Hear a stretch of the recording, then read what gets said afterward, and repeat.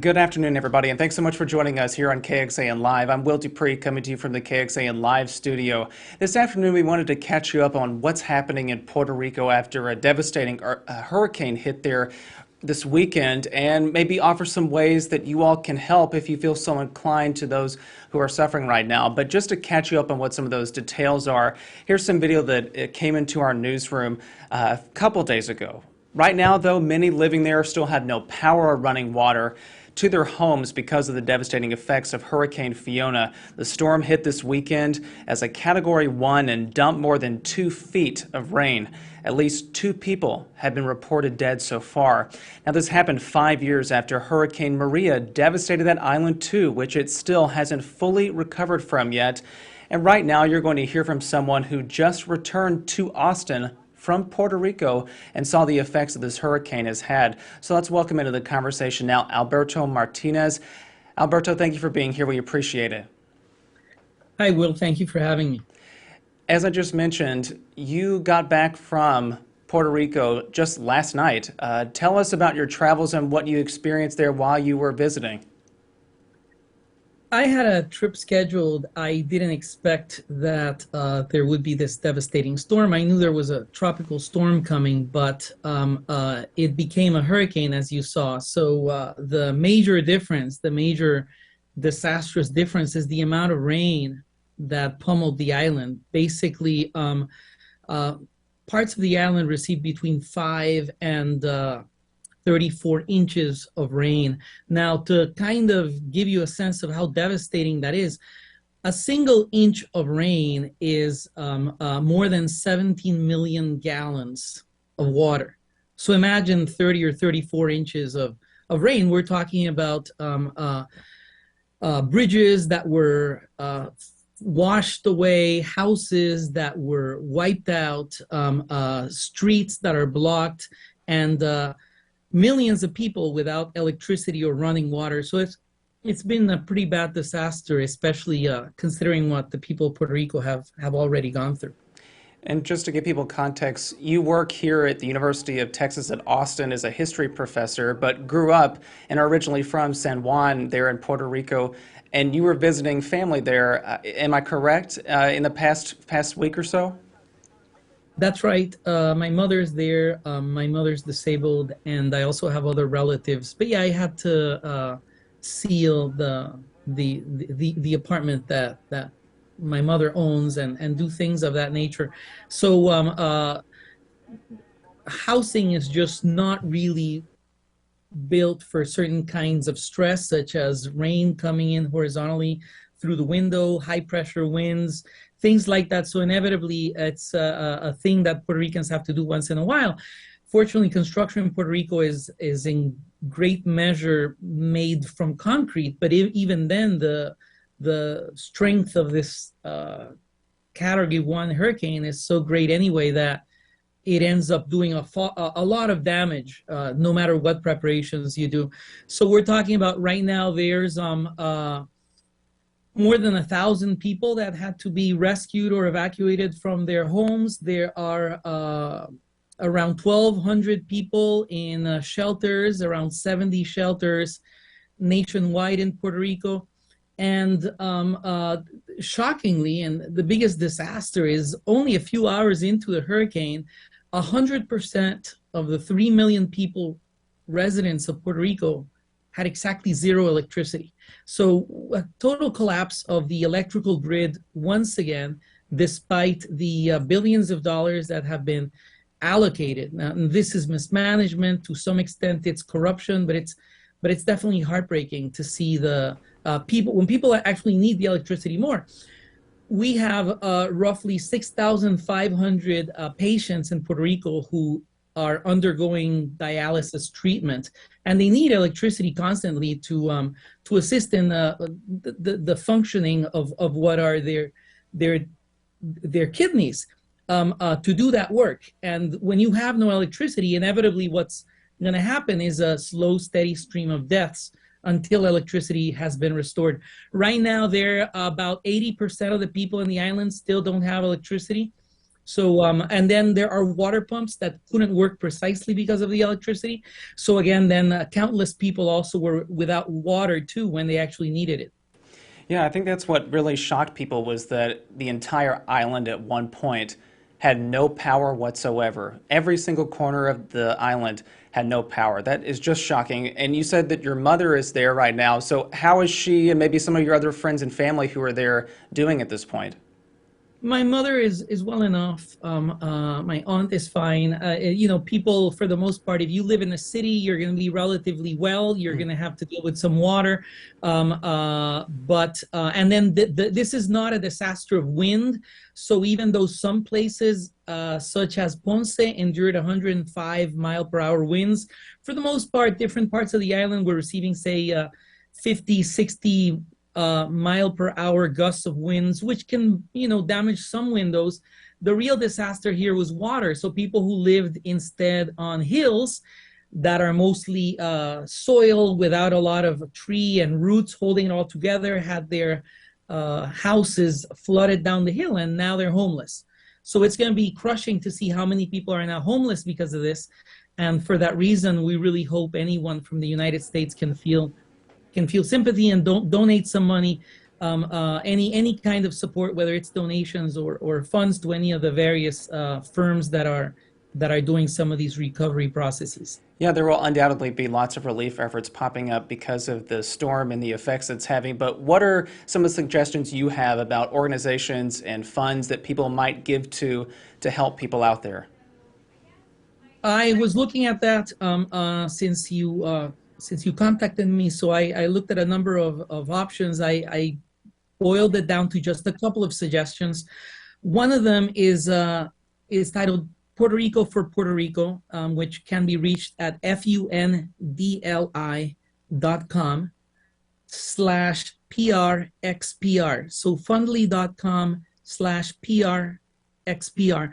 I've got no connection to these people. I don't know any of them. But what I know is that from what I saw, their goal is to donate 100% of any donations to go directly to the victims of Hurricane Fiona. So that the good thing is that one's funds ostensibly would go to actually help people rather than to enrich people who are running an allegedly for-profit nonprofit.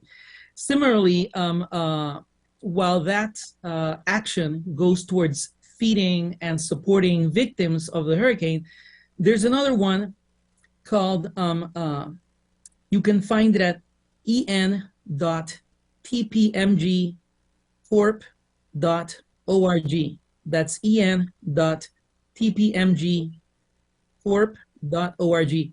Now, what I like about this one, which started since Hurricane Maria, and they've been working since then, since 2017, is that their goal is not to give people temporary tarps and awnings that temporarily help them have a roof, but to actually give them permanent new roofs for their homes, their dwelling. So they've got more than 500 registered volunteers. They've been doing this construction work to rehabilitate the homes of hurricane victims for years. So they got a great track record. And either of these entities, whether it's PRXPR or TPMG, both in their websites, they have links for how to donate or how to give support in any way possible. And again, I have no connection, and I know nobody from either of these, but they both look solid to me. Yeah, and you sent me those links, so we're going to put those up on our website. So if anybody at home who's watching this wants to check them out, we will have them on kxan.com. Alberto, I mentioned earlier that, this Hurricane Fiona is coming 5 years after Maria caused so much devastation all across the island there.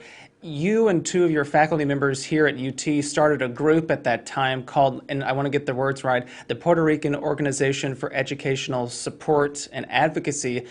How much is this situation going to affect, what you all do with that group going forward?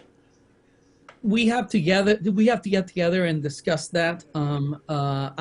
Frankly, I was in a shelter-in-place mode while I was in Puerto Rico. Yeah. I was not engaged in relief efforts and that sort of thing. While the hurricane is striking, we're all instructed to just stay indoors. And I was with a family that was nice enough to to support me while my mother was in a nursing home. And I am, we don't know yet what we can do, but certainly we'll get together and we'll see what kind of aid we can help organize. But again, we're not a fundraising entity, so we're not looking for anybody's donations. We're just among different groups of people who, of course, are interested in helping the people on the island. Do you know of any other UT students who come from Puerto Rico that, if you're reaching out to them to see if their families are okay, or just providing a place where they can, seek some solace and comfort? Not yet. Again, I just got back last night, Yeah, so I haven't. I'm still replying to messages to me about whether I'm okay and my family and sure. things like that. So it's not as catastrophic as Hurricane Maria for people who live in the more city-like areas of Puerto Rico, and certainly students who are at UT, hopefully their relatives are well, and now flights have been reestablished. Sadly, there is price gouging going on in the airlines, which is the sort of thing that should not be happening. But my heart goes out to anyone who needs help, and if anybody wants to reach me, I'm at UT Austin Department of History. They can find me at the directory there. I'm sure. Alberto. Yeah, and I'm sure I'll put your contact information as well on our website so that people want to reach out and kind of disseminate some information about what relief efforts might exist. We'll put that out there too. But Alberto, before I let you go, is there anything that you'd want to touch on about what you experienced or anything that we didn't speak about already? Driving conditions were disastrous, and the anyone who is in Puerto Rico who is near rivers should stay away from them. Land, of course, is collapsing. We're talking about, imagine rivers that are breaking the water levels by say 6 feet, 6 feet over historic levels of flooding. So chunks of land are being washed away. So that's still a major area of concern. Anyone who is near moving water has to stay away from that. Other than that, I hope that people in the mainland will look closely at the power company of Puerto Rico, LUMA, Luma, because certainly I think it's disastrous that at the moment when people most need electricity, these people decide to shut down and ensure that nobody has electricity. I mean, it's unforgivable. It's inexcusable, and it's shocking because billions of dollars have invested so that this kind of man-made problem wouldn't happen again, and yet here we are, hoping that every day that goes by, things will not get worse. Yeah, as someone who's from there and grew up there, how are you kind of taking it all in that the island is back in this place again after 5 years? To me, what's most striking is the mismanagement at the level of the electrical company of Puerto Rico, Luma. That is just historic, disastrous. It's an embarrassment. These are people who, as the singer Bad Bunny had emphasized in his latest critical video, these people have raised the price of electricity 7 times in the past couple of years. So not only are people being price gouged to get a basic service of electricity, but they're also not getting the kind of services that they deserve. So this is not so much a natural crisis as a mismanagement crisis in Puerto Rico. Much of what people are suffering now could have been avoided. I mean, we're talking about people that can't even, we couldn't even communicate. Most of our cell phones didn't work while the storm is happening. How can you keep in touch with your loved ones when you don't even have a signal? So it's sad, it's unnecessary, and hopefully this will be held against them. Much to answer for there too. Okay, well, Alberto Martinez, again, is a history professor at UT Austin and just returned to Austin from a visit to Puerto Rico there where he was seeing some family. So, Alberto, I hope that everything with your family moving forward goes well and that they're all still okay. And hopefully we'll talk again soon should there be some relief efforts here locally. Thank you so much, Will, and thank you for sharing the links for help that Yeah. that provided. I appreciate that. Yeah, and again, everybody, if you're watching us, we'll put those links in our web story here in just a few moments on kxan.com. But Alberto, thank you again. Thank you. Take care. All right, everybody, again, if you would like to read our coverage about what's happened in Puerto Rico and what some of these relief effort suggestions are, you can visit KXAN.com and the KXAN News app that you can download onto your smartphone if you haven't done so already. Thank you all again for watching. I'm Will Dupree in the KXAN Live Studio. We will see you back here at another time. Please stay safe and healthy, everybody out there, and take care.